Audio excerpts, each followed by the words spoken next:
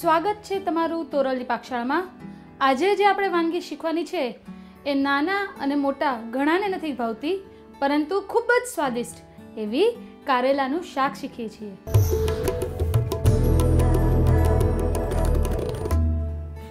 સૌ પહેલાં આપણે ગેસ સ્ટાર્ટ કરીશું। ગેસ સ્ટાર્ટ કર્યા પછી 4 ટેબલસ્પૂન જેટલું 3 થી 4 ટેબલસ્પૂન જેટલું આપણે તેલ લેશું। કારેલામાં આપણે પાણીનો ઉપયોગ નથી કરતા। તેલ ગરમ થાય એટલે આપણે એમાં અડધી ચમચી રાઈ નાખીશું। હવે કારેલા છે એને મેં આ રીતે લાંબા ચિપ્સની જેમ કટ કરેલા છે અને લગભગ અડધી 1 કલાક સુધી મીઠું દઈ અને રાખેલા છે। મીઠું દેવાનું કારણ એ છે કે કારેલાની અંદરની બધી જ જે કડવાશ છે એ અંદરથી નીકળી જાય એટલા માટે। તો આ રીતે મેં ચિપ્સની જેમ કારેલાને કટ કરેલા છે। હવે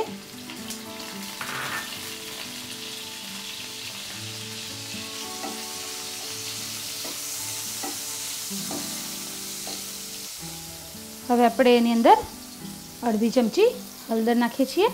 લગભગ 1 ચમચી જેટલું લાલ મરચું નાખીએ છીએ। લાલ મરચું આગળ પડતું નાખવાનું કારણ કારેલા કડવા હોય એટલે થોડુંક તીખું અને ટેસ્ટી લાગે એટલા માટે। 1 ચમચી ધાણા જીરું નાખીએ છીએ। અડધી ચમચી જેટલો ગરમ મસાલો પાવડર નાખીએ છીએ। કારેલાની કડવાશને વધારે તોડવા 1.5 ચમચી ખાંડ નાખીએ છીએ અને છેલ્લે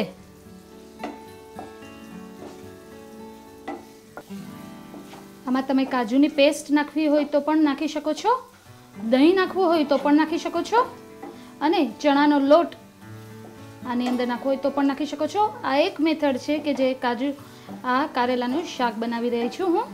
હવે આપણે એને ઢાંકણું ઢાંકી અને લગભગ 4 થી 5 મિનિટ માટે પકવા દઈશું। તમે જોઈ રહ્યા છો આપણું શાક તૈયાર છે। હવે આપણે એની અંદર ફ્રેશ કોકોનટ છે એને નાખશું થોડુંક।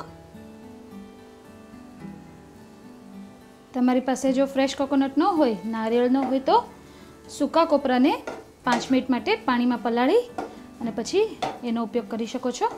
તો તૈયાર છે આપણા ચટપટા અને મસાલેદાર કારેલા। હવે આપણે એને સર્વ કરી લઈએ। ગેસ બંધ કરી આપણે સર્વ કરીએ।